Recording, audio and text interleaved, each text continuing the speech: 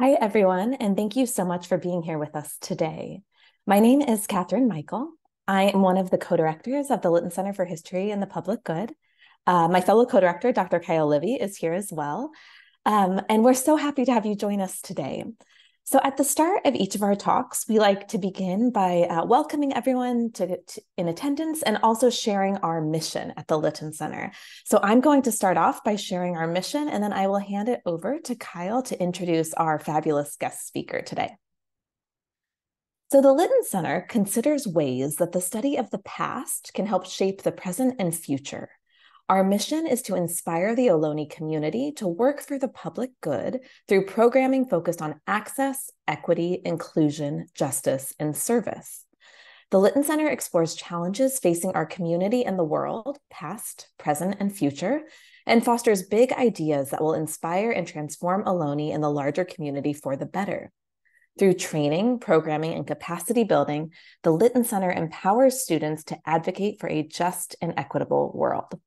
So once again, we're so happy to have you all here with us, and I'm going to hand it over to Kyle Livy now to introduce our speaker. Kyle, you're muted.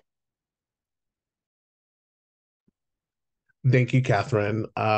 This is Kyle. It's my honor and privilege to introduce Dr. Katherine H. Lee. Dr. Lee is an assistant professor of American Multicultural Studies at Sonoma State University, where she teaches ethnic studies and Asian American studies classes. Her research examines the politics of academic writing in higher education and recovers the overlooked history of writing instruction and writing pedagogy in ethnic studies and Asian American studies programs. Prior to joining Sonoma State, Katherine was an academic writing instructor in higher education and also spent several years working as a writing tutoring program administrator. Welcome, Katherine. Thank you so much, Dr. Livy, for that introduction. I'm so excited to be here with all of you. When Dr. Livy invited me to do this talk, I was thinking about why it's important that we talk about writing instruction in the context of ethnic studies. A lot of people don't really associate those two things together. But I'm hoping that this talk will give everyone a better understanding of why this is actually such an important and overlooked topic that we do actually need to be looking into, and that continues to be relevant today. I'm going to go ahead and share my screen. We are unfortunately having some technical difficulties, so I'm unfortunately going to have to show this not in slideshow mode. So I do apologize for that. But hopefully you are still able to, to see what's on the slides. Okay, so the title of my talk is Writing for Social and Academic Change, Black and Asian American Activism for Ethnic Studies Writing Classes in 1968 through 1971. And I know that this seems like it's a long time ago, but one of the reasons that I have focused so specifically on this time period is because it is because this is sort of at the height of activism for Asian American studies, for Black studies and African American studies, and basically for ethnic studies. A lot of people don't really realize that students who were fighting in the Third World Liberation Front for ethnic studies at San Francisco State, and especially at UC Berkeley, were actually also fighting for changes in academic writing instruction. So part of my work is trying to recover this overlooked and lost history so that we understand that the fight for ethnic studies wasn't just for ethnic studies courses, it was actually also for writing instruction as well. So just to give you a brief overview of what I'll be going over today in the talk. First, I want us to start thinking about who and what we typically think about when we think about writing for social and political change in the 1960s and 1970s. There are lots of ways that when we take history classes or when we take ethnic studies courses, we often think about community-based writing. So I'm going to talk a little bit about that as sort of the main ways that we are taught to think about writing for social and political change. I'm then going to start talking about where BIPOC students actually did their political writing.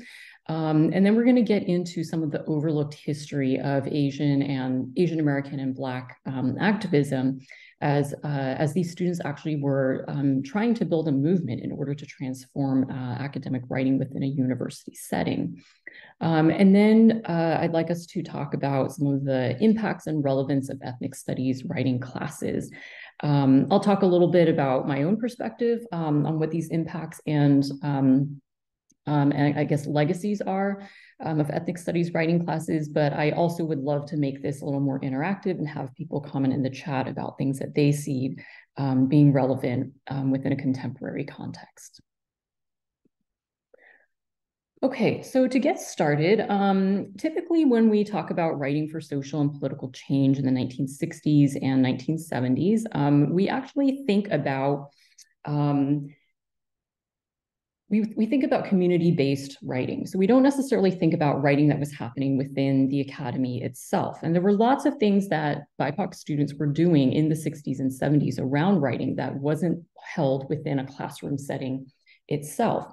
I'm going to go over a couple of examples that are relevant within Asian American studies context. So you'll see this image on the left-hand side. It's one of the covers of Ghidra. Now, Ghidra was an undergraduate. It was founded by undergraduates at UCLA who were involved in the Asian American movement. And one of the things that they were trying to do was to create a space where they could actually develop their political consciousness and create a periodical where they could actually explore political issues that were happening within their communities and have a space where they could actually engage in their fight for self-determination. So Ghidra was actually sort of the inaugural Asian American newspaper that was a central part of the Asian American movement. This was a place where students could actually use their writing in order to test ideas, in order to develop a political analysis of what was happening both in the US and how it was impacting Asian Americans and BIPOC communities in the US, but also to do a transnational analysis as well of what was happening in Vietnam, what was happening in third world communities abroad that Asian Americans were interested in and that they were trying to show solidarity with. So this was one form of writing that we commonly think about when we talk about writing for social and political change, where students actually were using Ghidra as a way to analyze racial inequities within a periodical or a publication medium, where they could actually critique US imperialism and militarism, where they could analyze third world liberation, and where they could also develop a sense of self and identity. You'll see on the right-hand side, this is an image of some of the student, staff, and writers at Ghidra. This was actually a very famous issue of the newspaper where they were actually doing an intersectional analysis of race and gender. And this is a very powerful, iconic image for Asian American women. And Ghidra was sort of a place where all of these forms of political analysis were actually coming out. Another way that we often will see writing for social and political change in the 1960s and 70s is through some of the community-based newsletters and newspapers that student activists were actually creating. So you'll see here some images of the Asian Community Center newsletter, which was published regularly. And this was where student activists who were involved in the Asian American movement, who were involved in the fight for the International Hotel, which was a local fight in San Francisco's Manila town against gentrification. This was a newspaper where these students could actually talk about what was happening in the community. This was an opportunity for them to actually voice their analysis of what was happening, but also to provide resources for the community as well. So in the middle, I know it's a little small, but in the middle is a family newspaper or a newsletter. And what the Asian Community Center did was they weren't just publishing from a student's perspective. They also were, interviewing and speaking with people in the community and opening opportunities for people in the community to actually voice their opinions about what was happening. So when we often think about student publications, we think about students literally writing articles and publishing. But what the Asian Community Center was doing, and what Asian American students were also doing, was they were also ensuring that people in the community could use their voices in order to publish. So you'll see that this was a bilingual publication. Everyday, ordinary people could contribute to the newspaper. This was also one of the mediums through which they actually taught community members English. So because it was bilingual, they would actually take interviews with people in the community, translate it into English, have it in a bilingual text, and this would be an opportunity for people in the community as they were reading the newsletter to also improve their English based on what people in the community were sharing in the newsletter. And then finally, on the right-hand side, you'll see another image of the Asian Community Center newsletter, where they're actually documenting some of the Serve the People programs that they had developed. In this particular example, this actually illustrates or documents what was happening with their free food co-op program, which was where they actually were feeding people in Chinatown using food from the government that the government had planned to throw away. And by advertising this in the newspaper, they also were able to generate political analysis so that they could develop people's political consciousness. People in the community who came to get food from the free food co-op program and who were also reading this newsletter were able to better understand why the government wasn't serving their needs as they were reading these articles, and they could actually become politicized, recognizing that Asian American youth, Asian American student activists were the ones who were actually trying to make an effort to address their needs. And by doing that, people would start asking questions, start thinking more critically about why it was that the government wasn't necessarily serving their needs. Now, the third way that we often think about writing for social and political change in the 60s and 70s is through what we call cultural production. So this is like the production of literature, the production of poetry. And for Asian American communities in particular, poetry was very important, a part of the Asian American movement. So the Kearny Street Workshop was founded by Asian American community activists, including Al Robles, who's on the right-hand side. The Kearny Street Workshop was basically one of the first sort of creative arts and literary arts workshops in the community. And this wasn't just a space for people to produce poetry, but it was also a way to bring the community together through the arts. So they would have things like poetry readings. Everyday, ordinary people, they were invited to learn how to write poetry. So this wasn't just kind of a specialized workshop for people who already considered themselves poets. They really saw poetry as, for the people, for everyone, something that everyone could participate in creating. They also held things like workshops for how to paint, how to produce art, how to create political flyers. So they were heavily involved in the Asian American movement itself, and poetry, literary production became a very important part of this. Okay, so all of the things that I just described, publications like GIDRA, the Asian Community Center newsletter, the poetry workshops that came out of community activism, these are all what composition instructors or writing instructors and writing researchers call the quote unquote extra curriculum of writing. Now, what does that mean?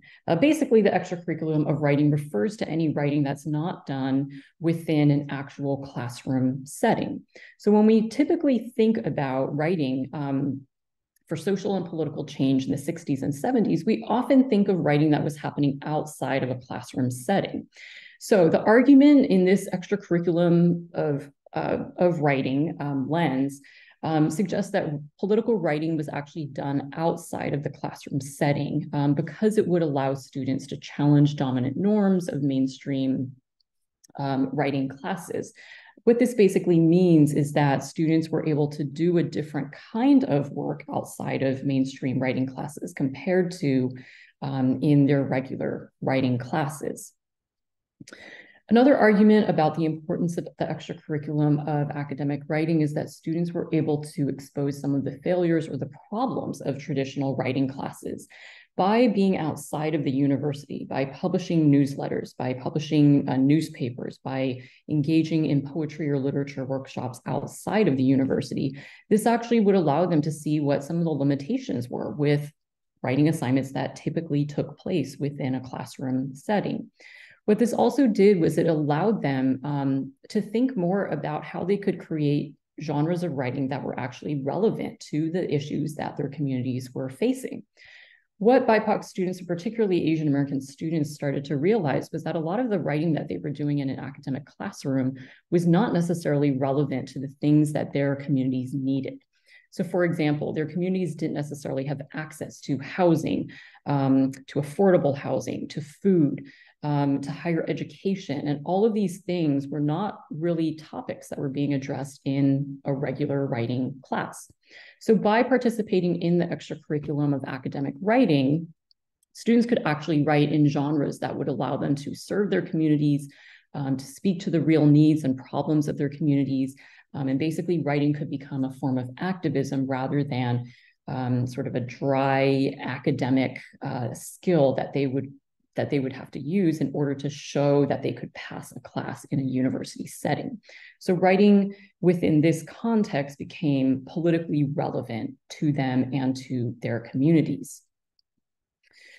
Now, around this time period, writing instruction started to change. So, as we see the rise of, the fight for ethnic studies, social movements that were happening in the 60s and 70s, which was the same time that there was a fight for to have open admissions in colleges and universities so that everyone could have access to higher education. We also see that there were changes in how writing instructors chose to teach their classes. They started incorporating more BIPOC literature into their classes. They started to change their approaches to teaching.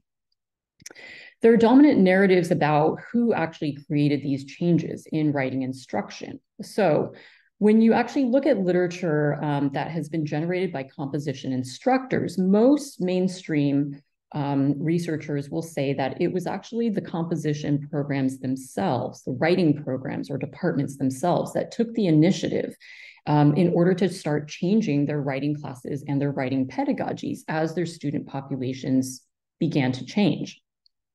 So what this argument basically means is that many composition instructors will argue that it was actually the writing programs themselves who were the leaders in transforming the way that they started to teach writing instruction. So one good example of this, or I guess one example of this actually isn't good because this is a dominant narrative that's actually quite problematic. So one example is Minna Shaughnessy, who's a very well-known figure in composition studies or in writing studies. The dominant narrative is that composition instructors like Minna Shaughnessy began to realize that the way that they were teaching grammar in writing classes was problematic.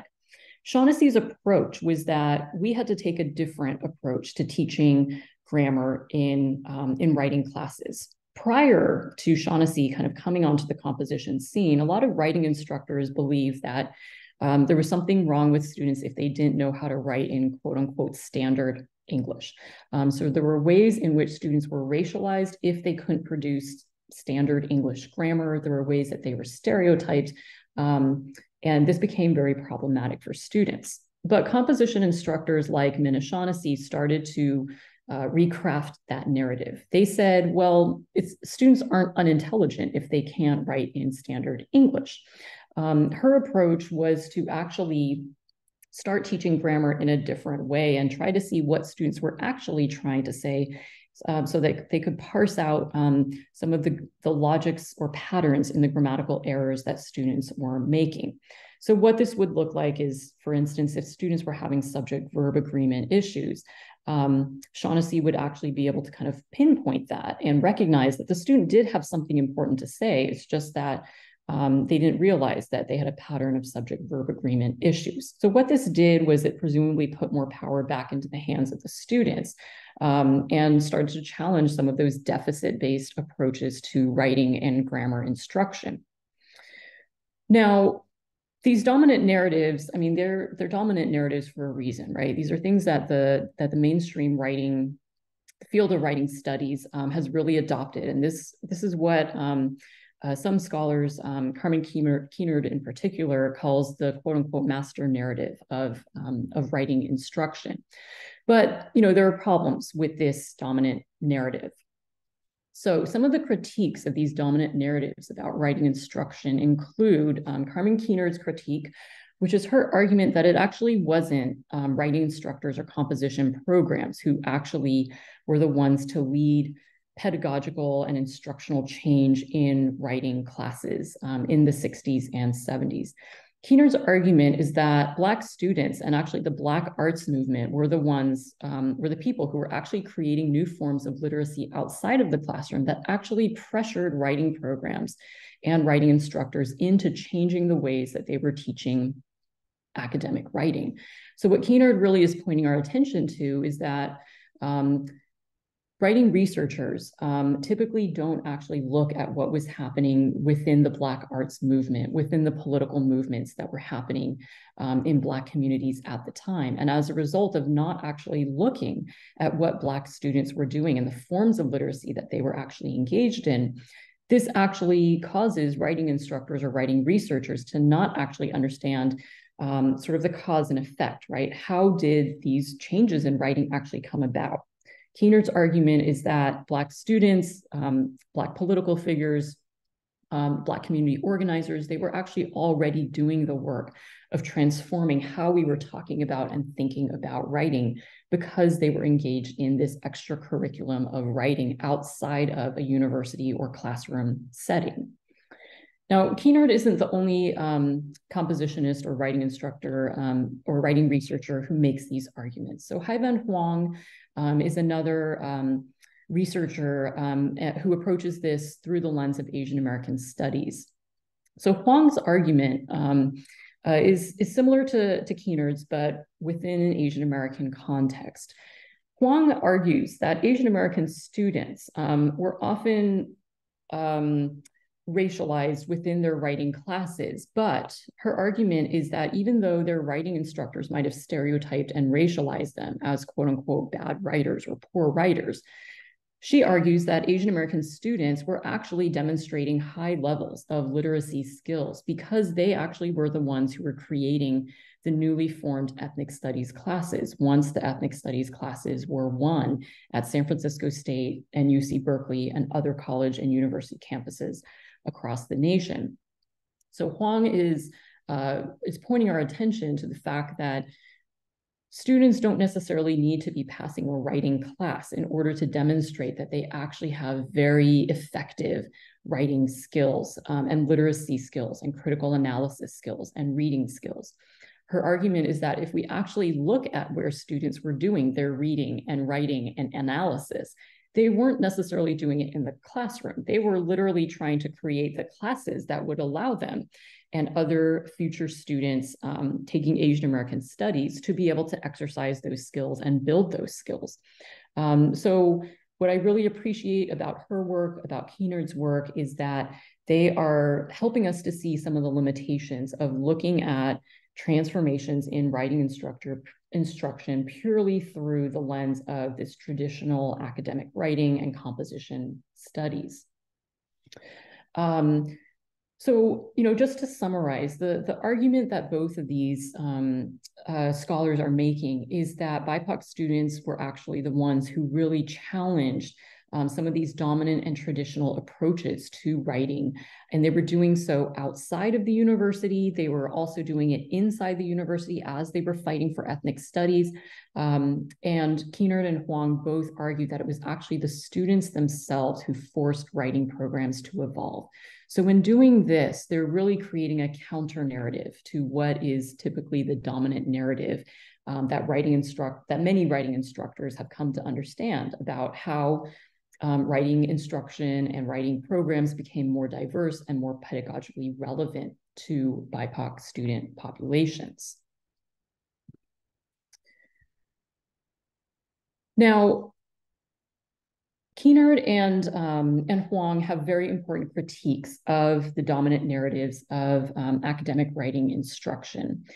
One of the things, though, that I was noticing as I was starting to do research on this was that they weren't necessarily talking about a lot of the activism that BIPOC students at UC Berkeley in particular were doing within the classroom or within the university setting itself.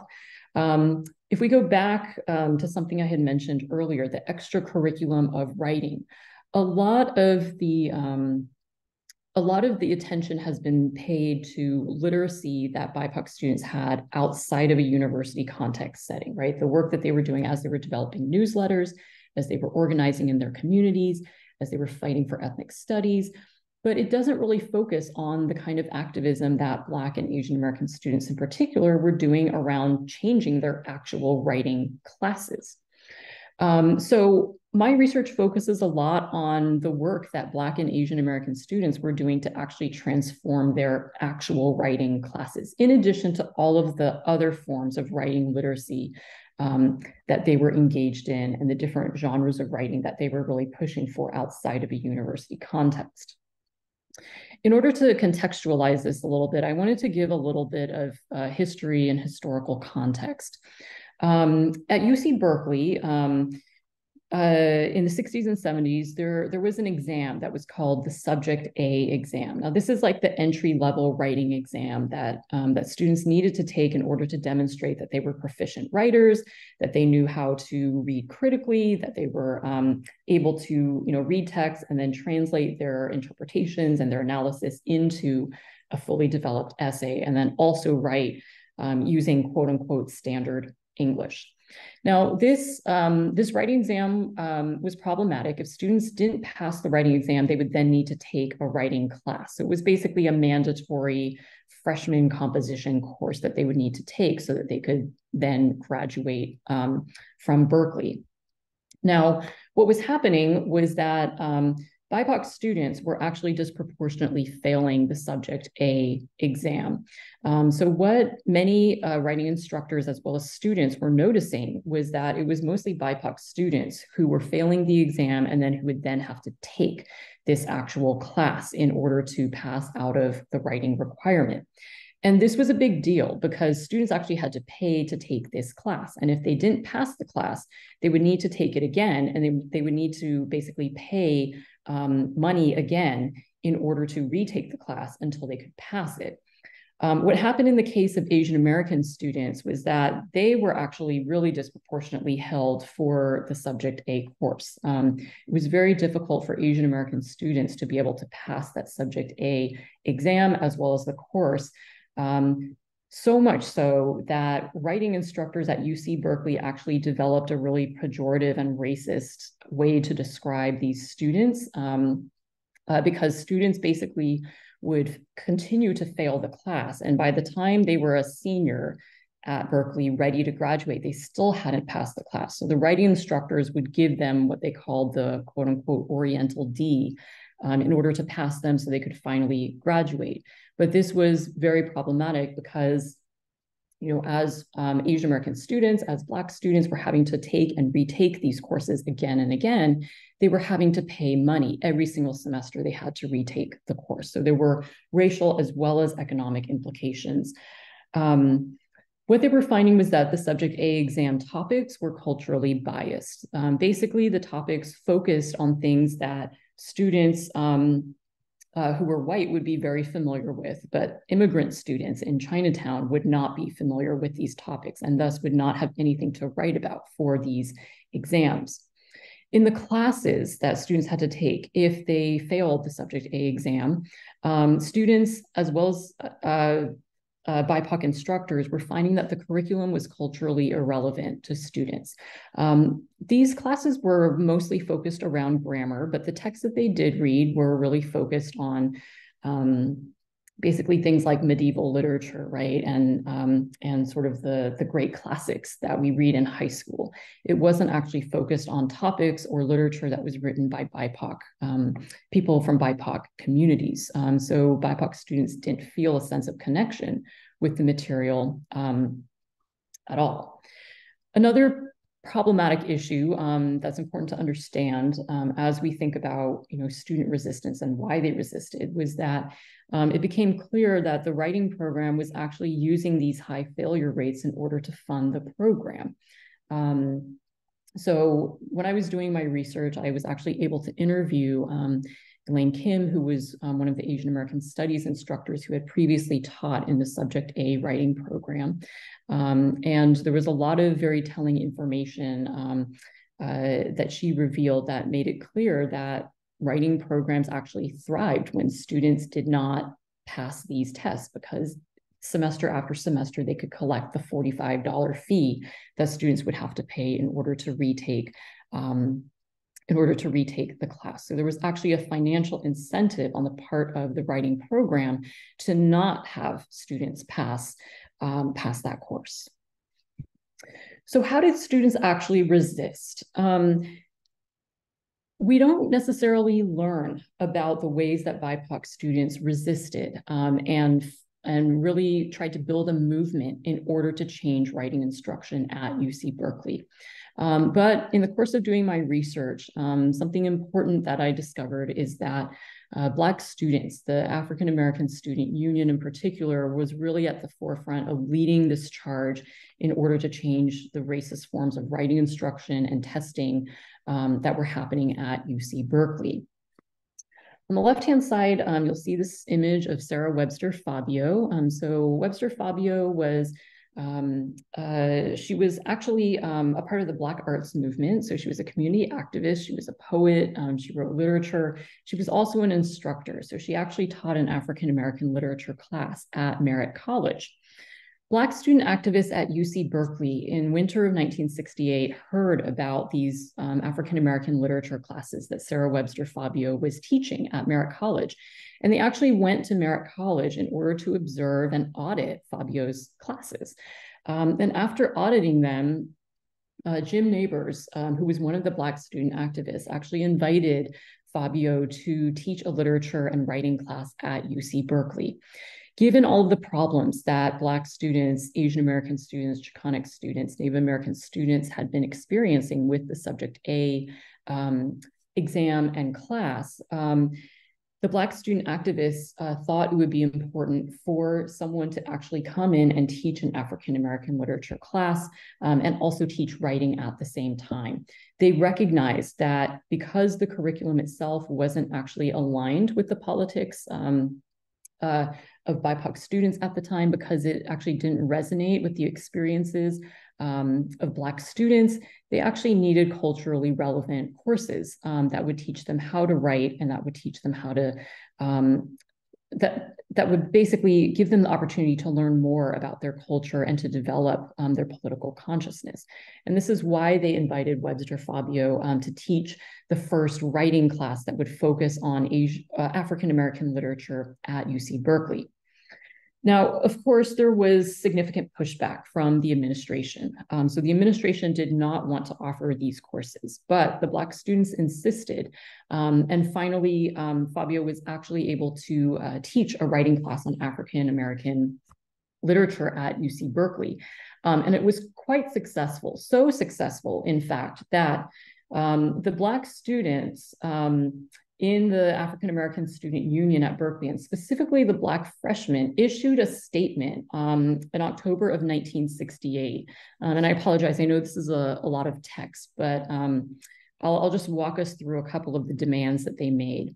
So Black freshmen had enrolled in Webster Fabio's course and found it so engaging, so relevant, and so pedagogically revolutionary that they issued a statement in which they condemned the Subject A department for its racism, for its racist pedagogical practices, and issued a set of demands that they believed would help to transform academic writing at UC Berkeley. So if you look at this statement, and there are two slides where I've just kind of outlined key points of the, I think it was 5 demands that they made. They basically call out the Subject A department for being what they call a tool of this racist institution. They argue that Black freshmen have been victims of racist exploitation by the writing program. And they issue demands in order to fight for a curriculum for writing instruction that would be relevant to their needs and to their visions for how they actually wanted to learn writing in a university setting. So the first thing that they did was they demanded that the fee for taking this writing class be waived for all Black students. And this is really significant, not just because of the economic inequities, right, that were carried out along racial lines because of this Subject A fee, but it's also because in demanding that the $45 Subject A fee be waived for Black students, they were also pointing to the ways that this was actually a structural problem.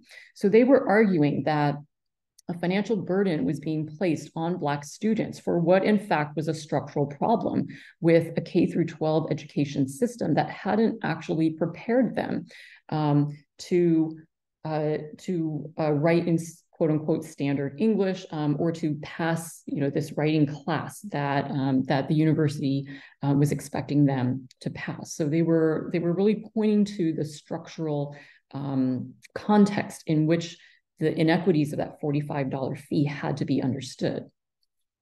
The second thing that they demanded was that they wanted Black students to be given full university credit for taking this, this Subject A class with Sarah Webster Fabio. At the time, students who were enrolled in this Subject A, which is the entry level, the quote unquote remedial or basic skills writing course, they weren't given credit for taking it. So for those students who didn't pass the class and had to take it semester after semester, this became really problematic because they basically weren't getting any units for the classes that they were taking. So the Black freshmen from the African American Student Union called that out and wanted to address that inequity.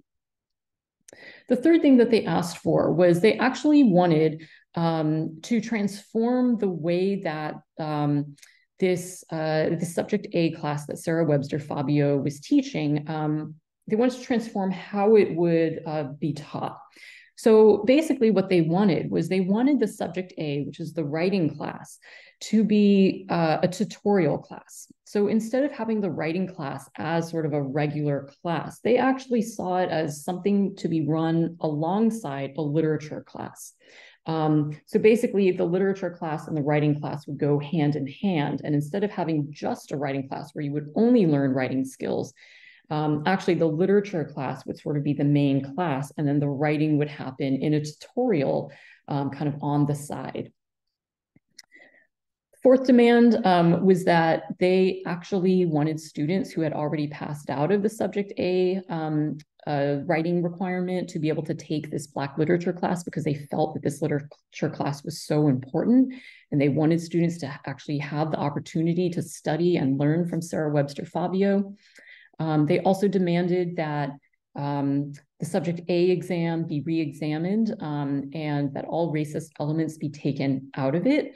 So they basically didn't want to see a Subject A exam that reproduced the logics of whiteness or that reinforced the importance of white culture. And then the last thing that they demanded was they actually wanted all evaluators of the Subject A exam. So basically the instructors or the panel that would actually look at and assess the writing exams that students would take.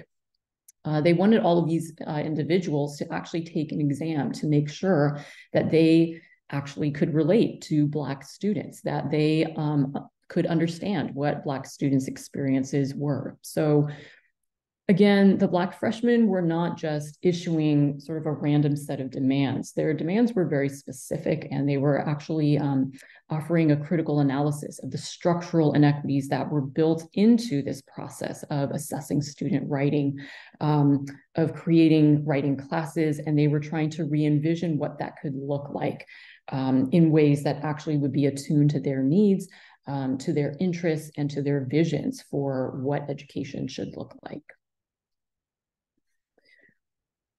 So the UC Berkeley Black freshmen did really important work. When they issued that set of demands, this was really groundbreaking, right? Students hadn't really done this before, but those 6 demands really set the tone for how other BIPOC students at UC Berkeley, as well as instructors, began to think about academic writing on campus. One of the things that they did was they generated, as I said, critical analysis about the structural problems that were underlying writing instruction, as well as the process for evaluating writing and determining whether students had to take this writing class or whether they could pass out of it. The second thing that they really demonstrated was they demonstrated how important and impactful it was when there were actually writing classes that focused on Black literature that were taught by community activists.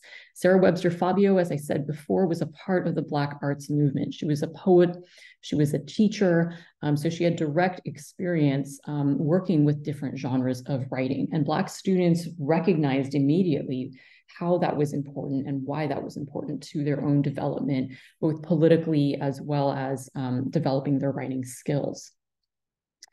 The other thing that the African American Student Union demands did was it actually paved the way for research classes to be taught in the newly formed Black Studies program, so that students wouldn't just be learning writing skills for the sake of learning writing skills, to demonstrate to the university that they knew how to write, but they actually recognized that they could start proposing writing classes and research classes that would help them write in order to serve their communities. If you look at some of the archival material that I came across actually illustrates that they were proposing research classes that would be connected to some of their community-based projects, and that these research classes would focus on teaching students how to write so that they could better serve their communities. And then finally, the last thing that the African American student demands did was it also paved the way for Asian American students to also fight for their own writing classes. As African American students at UC Berkeley were critiquing the limitations and the problems with traditional academic writing instruction, at UC Berkeley, Asian American students were also realizing that writing instruction was not working for them as well, and that they were similarly experiencing forms of racialization and inequities in their writing classes. So Black students were the ones who kind of were the vanguard for this movement, and then Asian American students also came to this realization and were able to both work with Black students as they fought for writing classes, but also to develop their own demands for what they wanted Asian American writing classes to look like.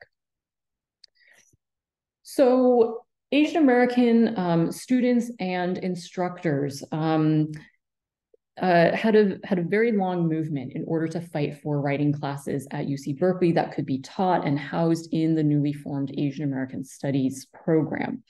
On the left is Elaine Kim. Elaine Kim is one of the founding faculty of Asian American Studies at UC Berkeley.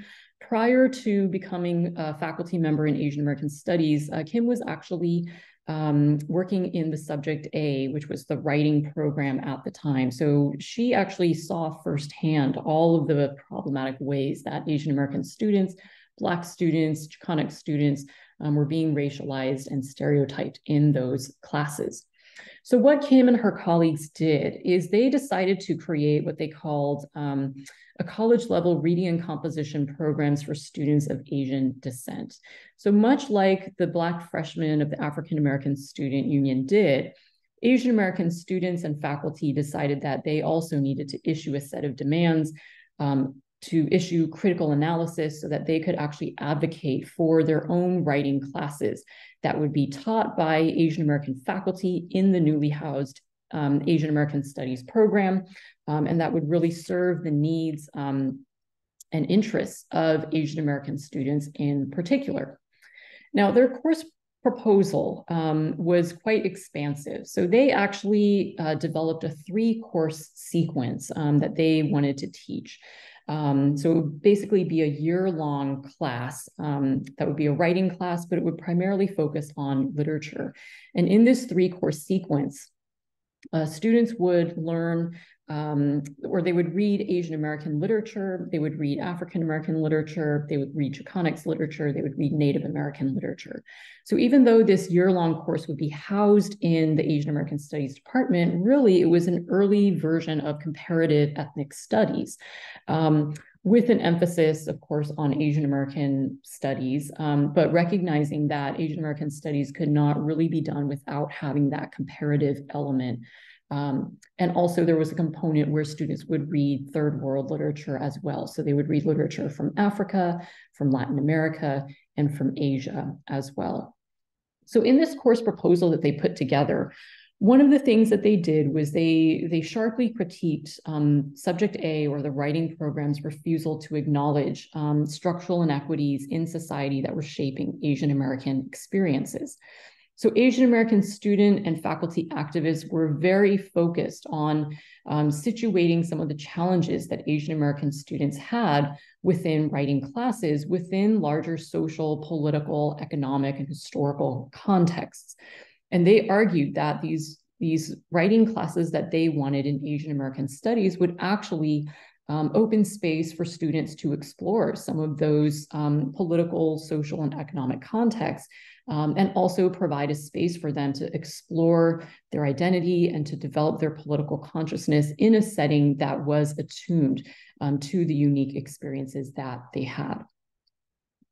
The course proposal that they created also recognized that these writing classes couldn't just be writing skills-based classes. The way that Asian American studies really envisioned academic writing through an ethnic studies lens was recognizing that writing needed to serve the people, writing needed to serve the community.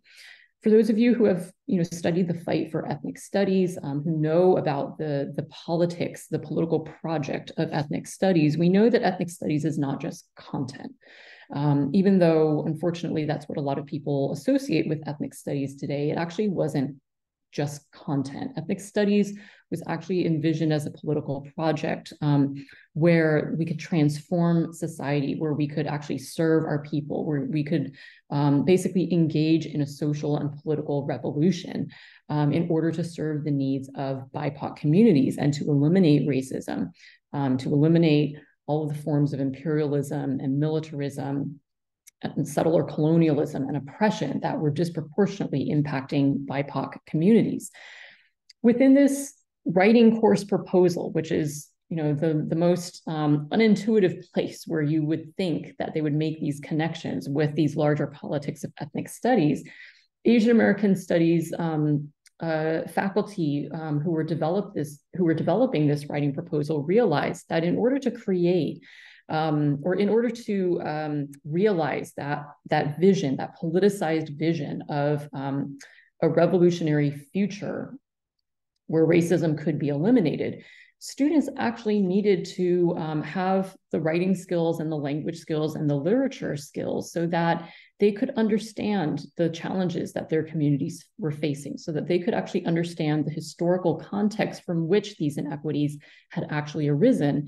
And so they could understand the forms of resistance that BIPOC communities had actually engaged in and that these students could then build off of. So they actually saw writing as deeply connected to the political project of ethnic studies.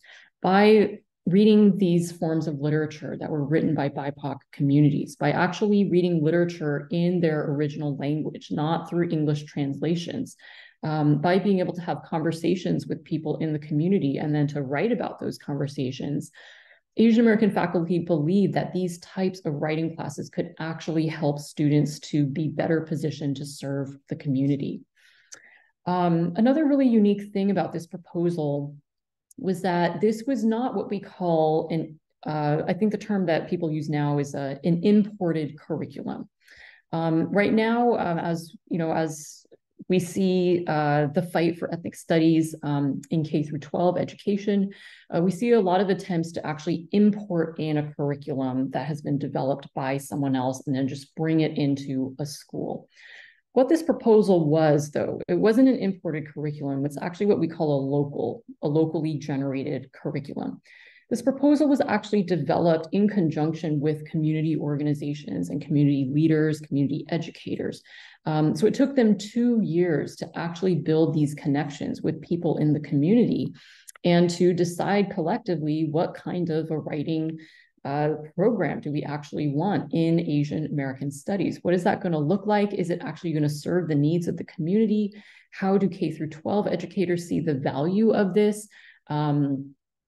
Is it going to be relevant to the community organizations who are engaged in different types of politicized writing? So these were all questions that they were asking and dialogues that they were having with each other. How do we actually build support for this project, and how do we do it in dialogue and in solidarity with people in the community itself?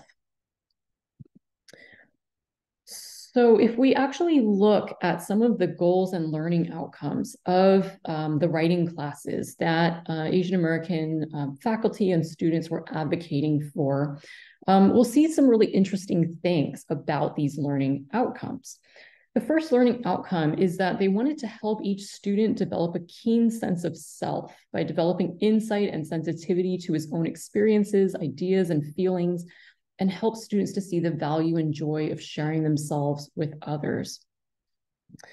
The second one is developing students' ability to critically evaluate and analyze situations of immediate concern to himself, help him to identify and understand the problems of his society, and be able to actually build solutions in order to solve those problems.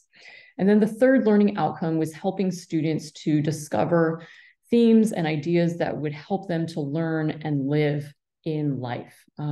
So basically helping students to figure out what their moral compass actually was. Now, I wanted to highlight these learning outcomes of the Asian American Studies writing classes because these aren't what we typically think of when we think about learning outcomes for writing classes. I used to be a writing instructor, and often when I think about learning outcomes that we are expected to show on syllabi, it's things like, students will learn to write in a variety of genres. Students will learn how to develop an argument and be able to support that argument using, close textual analysis from a variety of sources. So basically, the learning outcomes that we think of today are very skills driven and they're very writing focused. Asian American Studies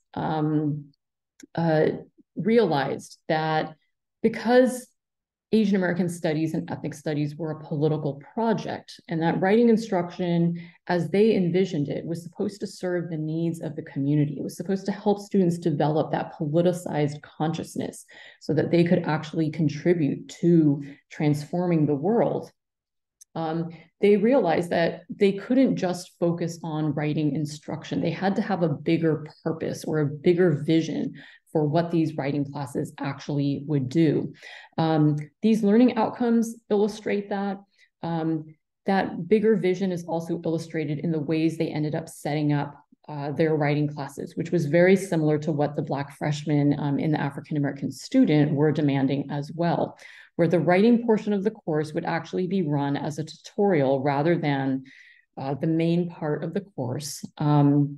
And for Asian American studies in particular, the writing classes would actually be run as tutorials where students could actually individually meet with the instructor every week for an hour, in addition to having a group component. So they thought through every element of this in excruciating detail, but it's really inspiring, I think, for me as a former writing instructor and as an ethnic studies and Asian American studies scholar and instructor now, precisely because we never learn about this kind of history. This is really something that I think is important for writing instructors today, English instructors today, because this is literally how writing instruction and writing pedagogy was forced to transform. And if we look at this case study of UC Berkeley, for UC Berkeley in particular, it was actually African American studies, it was Asian American studies, Chicanic studies, Native American studies, all of these ethnic studies programs that really actually transformed the way that academic writing was taught at UC Berkeley. So, my big two questions are what is the ongoing relevance of UC Berkeley's Black and Asian American student activism around writing instruction? So in other words, why is this still important? This happened over 50 years ago, so why still talk about it today? And my second question is, why should ethnic studies departments and programs continue to fight for their right to design and teach their own writing classes? So, I'd love for us to have a conversation about these questions. I'll kind of briefly share my own thoughts in terms of the ongoing relevance of Black and Asian American student activism around writing instruction. One of the important things, which is sort of aligned with the work and political project of ethnic studies, is that we have to recover this history, right? It's not okay for writing instructors to not realize that Black and Asian American students, as well as Chicanic students and Native American students, all fought for the right to actually teach and design and house their own writing classes within ethnic studies departments because they recognized that traditional writing programs had very flawed and problematic and racist approaches to writing instruction. It's also important to realize that for UC Berkeley in particular, these writing classes that African American studies and Asian American studies developed in the 60s and 70s, I mean, these classes were way ahead of their time. So if you actually track sort of the progress of what was happening in ethnic studies programs around writing instruction and things that they were pressuring the university to do, they often were doing things, 8 to 10 years in advance of the traditional writing program at UC Berkeley making these changes or realizing that they had to make these changes. So we actually see the ways in which ethnic studies writing instruction and writing classes have always been at the vanguard of innovation in academic writing instruction, precisely because our field emerges from struggle. Our field emerges from having to have a critical intersectional analysis of power inequities in society and how that also works even within academic disciplines. In terms of why ethnic studies departments and programs need to continue to fight for their right to design and teach their own writing classes, I know with budget cuts, with the fact that resources are really sparse, this is probably not on the top of everyone's list of priorities. But I think given the impact that these writing classes can have on students, the ways in which students can realize that writing is not just a skill, it's about building political consciousness, and learning this through an ethnic studies class, through an ethnic studies framework where we're thinking about how to serve our communities, how to transform society. These are really powerful things that don't always take place in traditional academic writing classes, or that could take place in traditional academic writing classes, but that are also subject to a lot of the constraints that operate within traditional writing classes.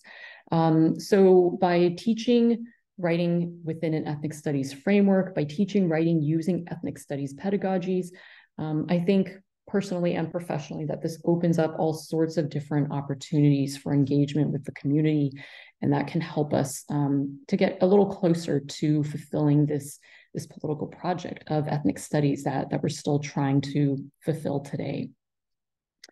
So I know I've been talking for a long time,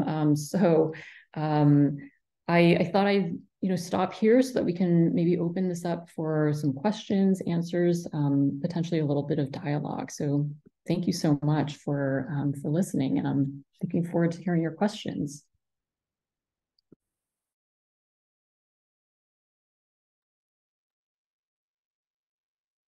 Hey, Katherine, do you want Sorry, me to start? we unmuted at the same time. You go ahead. No, you go ahead. You go first. Oh, I was just going to thank, first, more than anything, thank Katherine. Thank you for this fantastic talk, and for bringing your own questions. Wow, how amazing to get us started on discussion like that. Kyle, do you want to should we take a few minutes to discuss those questions or move to some of the other audience questions? Yeah, Katherine, do you want to introduce those questions maybe once again, and maybe we can kind of start there. Yeah, sure. So my questions were, sorry, let me pull them up again. My questions were, what is the ongoing relevance of Black and Asian American student activism around writing instruction? And then the second question is, why should ethnic studies departments and programs continue to fight for the right to design and teach their own writing classes? So we do have someone from the audience who wanted to speak. So that's Brian, do you want to respond?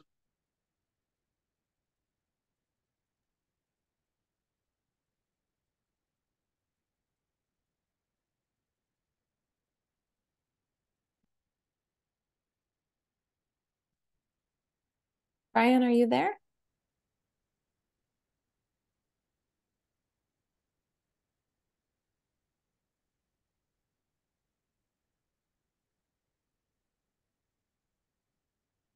And maybe Oh, while we're waiting, if people want to use the Q&A feature, they can also post responses to these questions.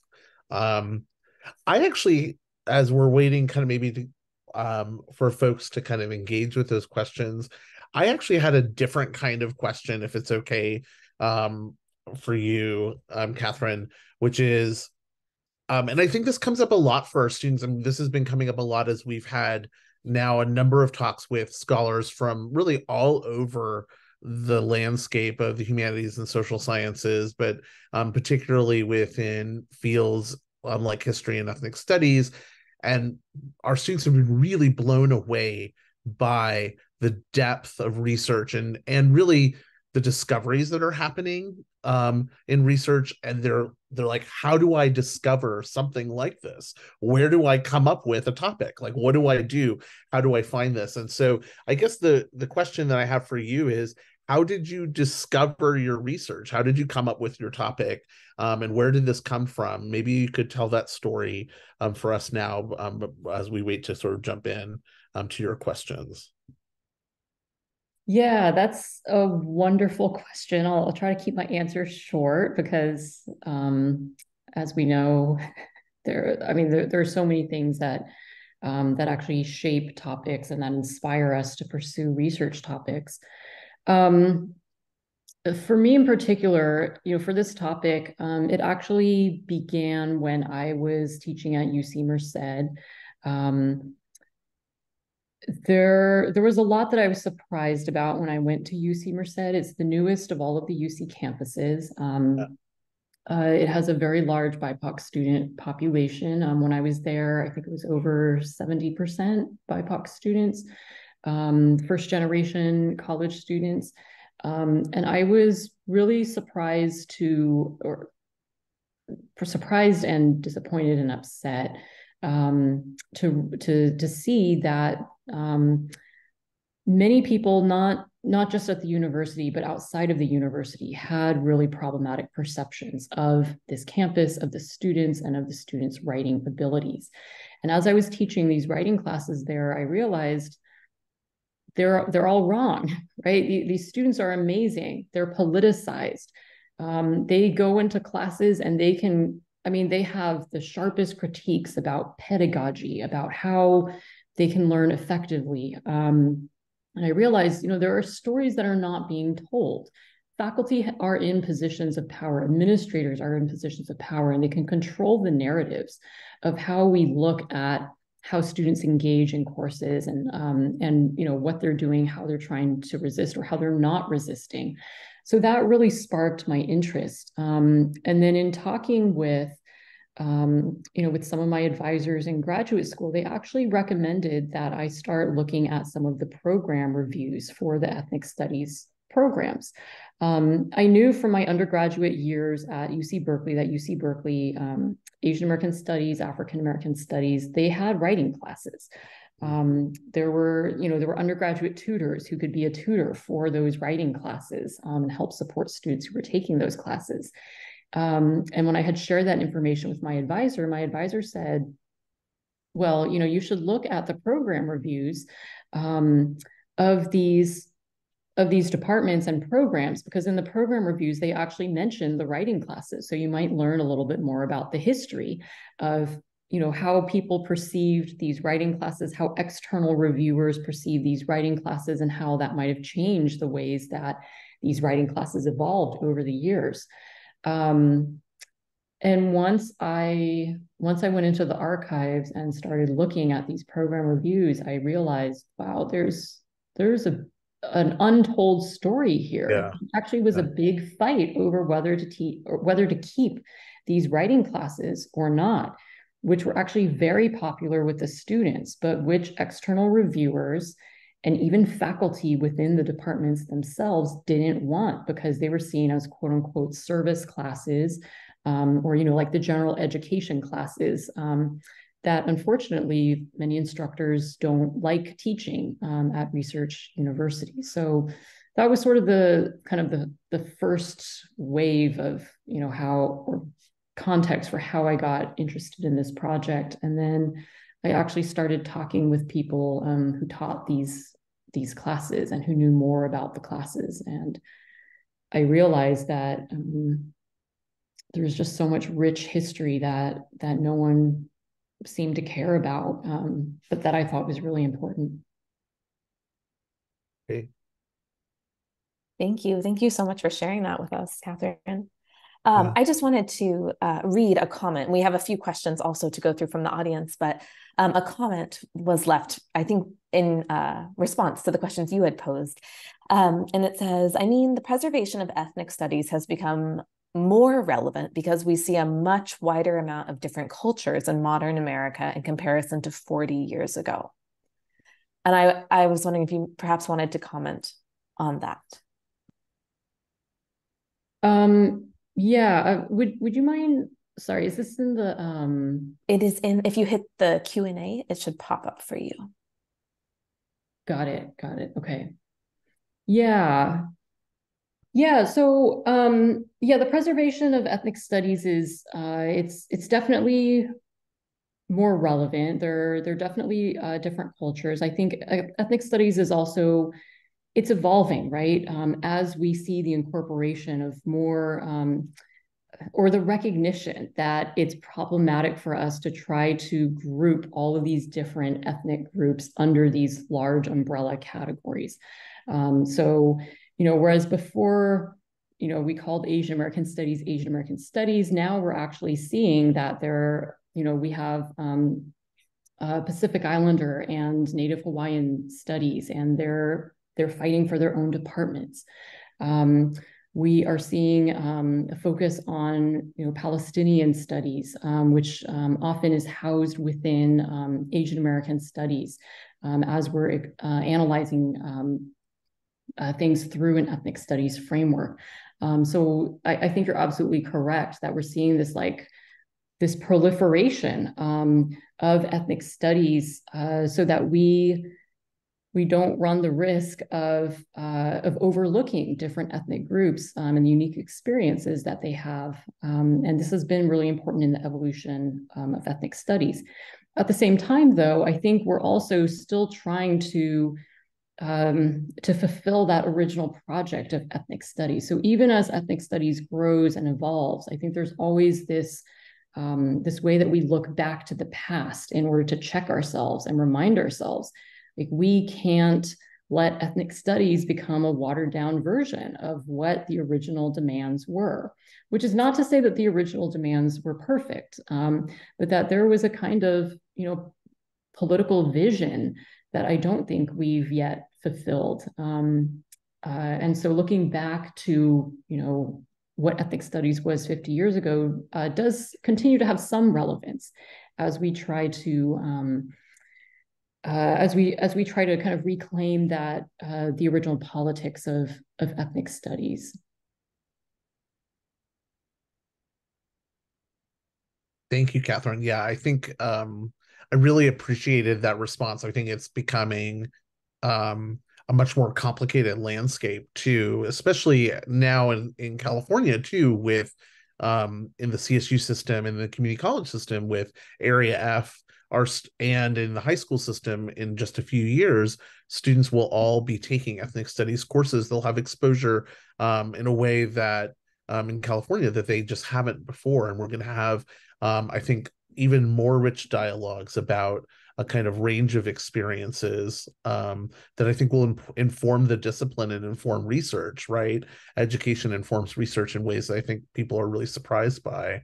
I mean, and actually that kind of feeds into one of the audience questions, which I thought was a really interesting one, and something that's really interesting about your research too, which is you talked about the sort of different kinds of literacy and the different kinds of writing that was coming out of these political groups, right? And the work that was coming out of, say, like Ghidra, for example, right? This writing that was coming out of political activism. And one of the questions was, what did some of these newer kinds of skills or types of literacy look like? And this is the sort of extracurricular political skills, this kind of writing that was coming out. What did it look like, and how was it different maybe than the academic writing that was being taught in the classroom?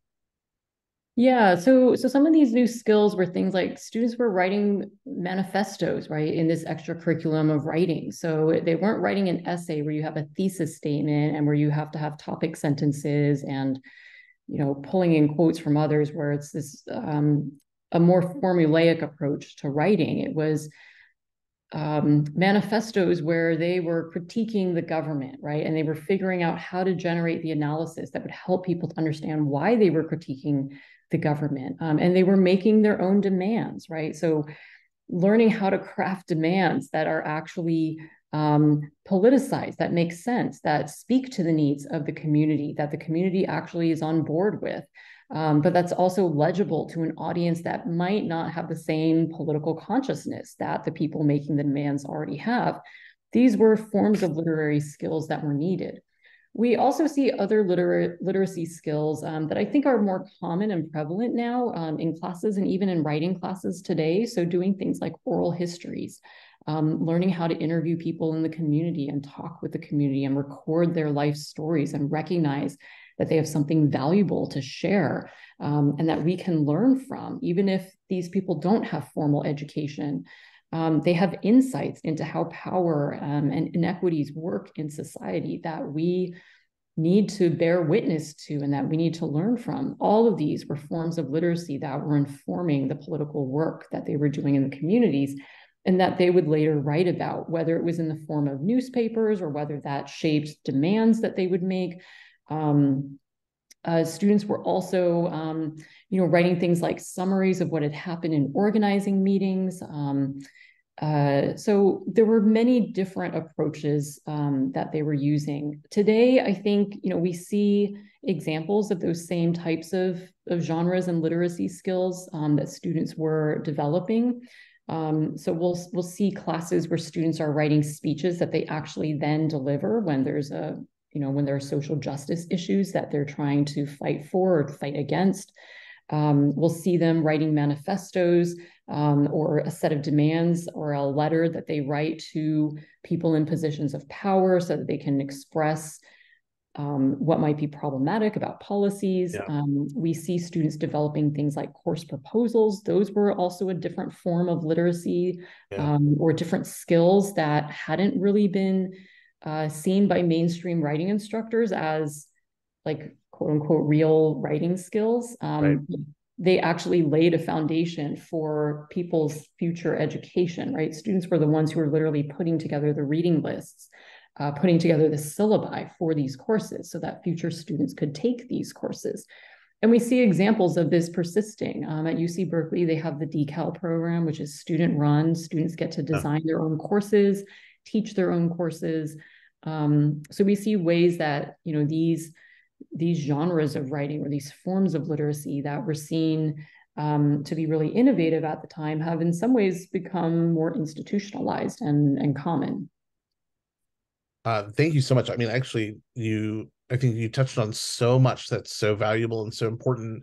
I do want to put in a plug, by the way, for students in the room and those listening and maybe watching this later on video. If you've never looked at Ghidra before, highly recommend. It is available online now. As someone who looked at it back when it wasn't, many years ago, it is utterly incredible. It's just a really incredible source, and it tells you so much about what was going on, in terms of in the minds and hearts of people who were deeply committed to activism and who were really creating a whole genre of activism. So I highly recommend, and really a really interesting flashpoint that was. Yeah, and I would just add to that, you know, in looking through it, you also see how, you know, these students and community members, they're also testing their ideas, right? Yeah, And that's yeah, the wonderful thing about these publications, that yeah, students were like, they had the courage to put their ideas out there, and then right, as they got feedback and as they experienced things in the world, they could revise their ideas. right, They realized that they need to rethink things. You know, when the Asian American movement was kind of moving in different directions, Ghidra was a space for them to right, figure out where politically they were aligned and what direction they wanted to move in. So writing had, you know, it's a very different goal for writing and a purpose for writing. It wasn't right, just, you know, writing to get a grade or writing to show that you know something. It's writing to figure out what your politics are, writing to figure out how you can change the world, writing to figure out how you can serve the people. right. No, it's absolutely. And it does, I think it's a really great lesson for our students too, who are reading and writing more than any human beings ever have in all of human history. But they're doing so in ways that weren't recognized in the same way that the students who produced Ghidra were. So, Katherine, you want to move on to our next question? Sure.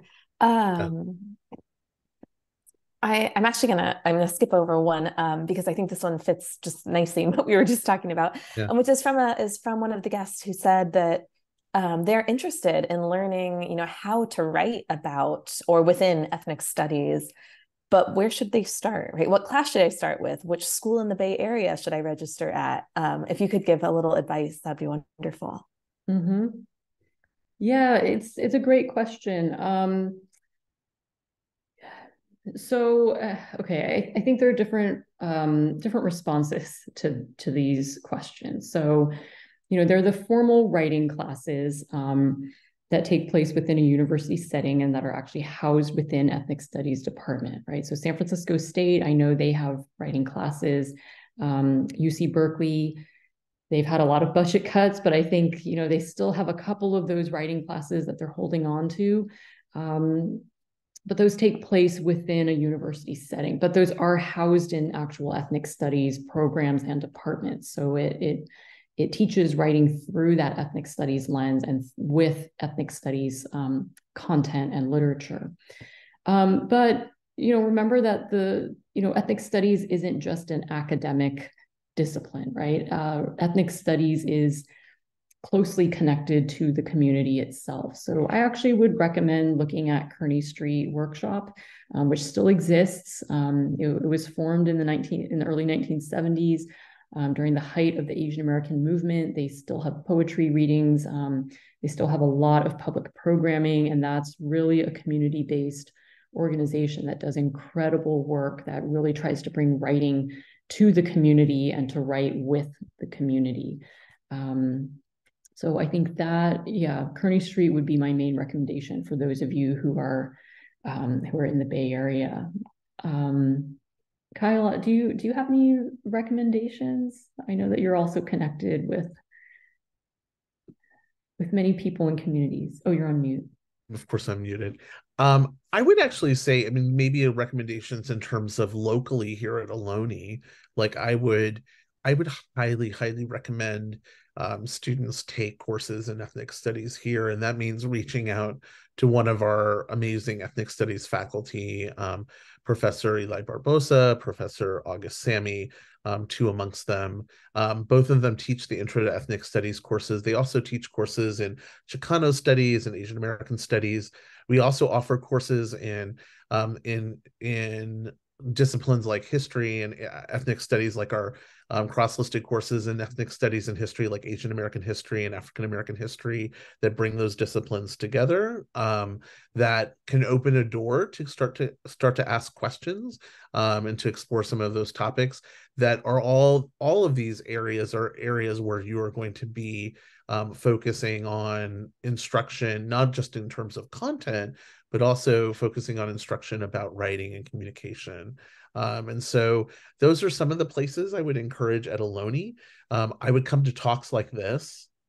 So you're already here. So you've already made a start. And start to get involved in some of the community groups on campus. I think one of the things that is kind of a big takeaway, and maybe it's a little secret, is that a lot of the writers that Dr. Lee studied didn't develop their writing from classes or from formal places. I think that's really what I'm hoping people are taking away. That came from the informal spaces. It came from student groups and student activist movements. And so, becoming involved in groups like MECHA, for example, becoming involved in organizations on campus where you're doing that work, those are places that are important. And then also making connections with other kinds of groups that are doing similar kinds of work around liberation, like our Gender and Sexualities Alliance, for example, where there might be some intersection. There's lots of places where that activism leads into scholarship, writing, etc. So those are some of the places I would think about, at least that are on campus here at Ohlone.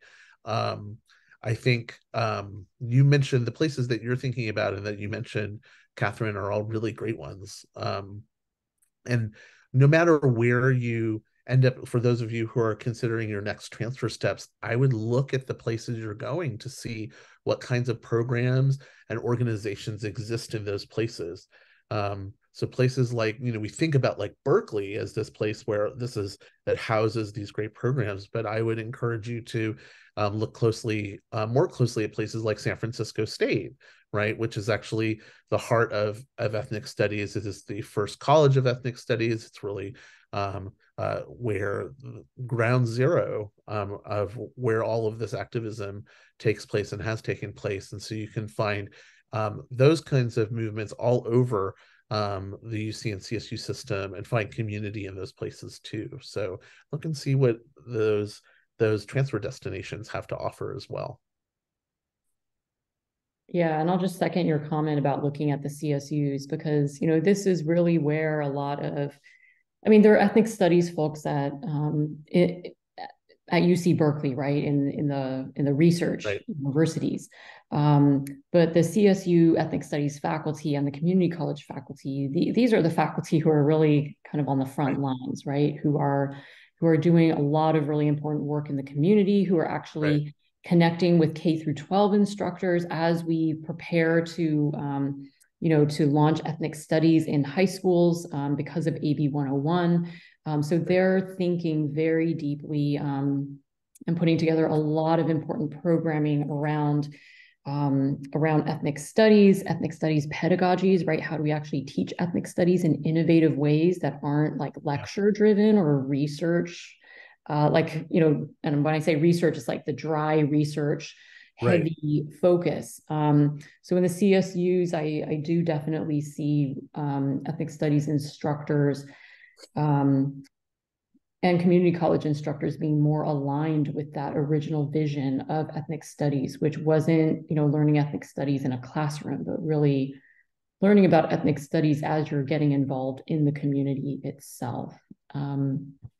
And then I also see a comment about online courses.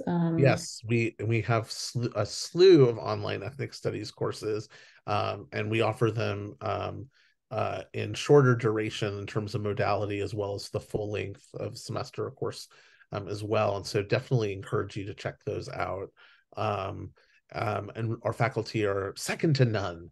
So definitely encourage you to check those out, and they will steer you in the right direction. I would also say it's not just in ethnic studies proper. It really is in those connected disciplines, sociology and other fields as well, where you're going to be talking about some of these key topics. And we have faculty on campus here at Ohlone who have a deep background and expertise in ethnic studies and in those pedagogies, who can kind of open the door and would be doing what I do. And I know, Dr. Hovell in sociology, we make the next class you should take is ethnic studies. That's what I tell my history majors. I was like, what's the next history class I should take? Is intro to ethnic studies, not history, right? That's where you're going to learn. So, Katherine, do we have time for one more question, you think? I think we probably do. Actually, I want to make sure we get to the final question from an audience member, Yeah. and this is just a clarification question. So this should be an easy one for you, Katherine. Which was just, to be clear, could you explain exactly what the dominant narrative was? This was from more the beginning of your talk, when you started explaining how the communities were trying to go respond against the dominant narrative. Yeah, so thanks for that question. So when I was talking about the dominant narrative, I think what you might be referring to, and correct me if I'm wrong. I think the dominant narrative that I was talking about was the dominant narrative among writing instructors, or the field of writing studies, about who actually transformed writing instruction in the 60s and 70s. So the dominant narrative that many writing researchers believe is that it was actually writing instructors themselves who advocated for change in how we actually teach writing classes in the 60s and 70s. So during this time period, there was a movement for ethnic studies, right? With open admissions and the fight to get open admissions so that more BIPOC students could enter colleges and universities. In some universities, there was more student diversity because more students were able to come into the university. So writing instructors had to change something because their student population was different. So the dominant narrative among writing instructors is that the writing instructors were the ones who saw that their student population was changing, and they realized they had to change the way that they taught these courses. The counter narrative, or what actually happened, was that it was BIPOC student activism that actually forced these writing programs to change the ways that they were teaching their classes. Because of activism like the Black freshmen at UC Berkeley in the African American Student Union, because of the activism of Asian American students in Asian American studies, BIPOC students were actually calling out the racist underpinnings of these writing classes and pressuring writing programs and writing instructors to change the way that they taught writing. And, in part, they were doing that in order to argue that ethnic studies programs had to teach their own writing classes, because writing programs weren't capable of teaching writing in an effective way to BIPOC communities. Thank you. That was perfect. Perfect. Nice summary for everyone, I think. Well, go ahead.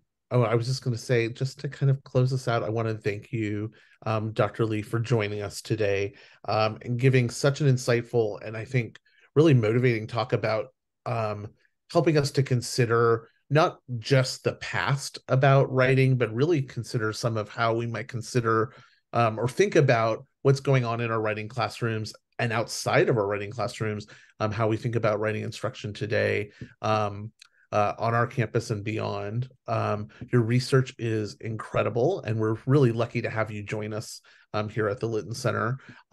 This is our last speaker event for the semester, and what a way to close out the semester. We appreciate you joining us. We will have a whole lineup of events this coming spring, so keep your eyes open, your eyes peeled for another wonderful slate of events this coming spring. Thank you again, Dr. Lee, for joining us today. And I have to say, Dr. Lee and I met just many, many years ago. I won't say how many, in the context of a writing classroom. And it's a real joy to be able to have this space to learn from her and her incredible research and learning about this kind of transformation and ways to kind of break down these paradigms. So thank you again, and thank you for joining us today at the Lytton Center.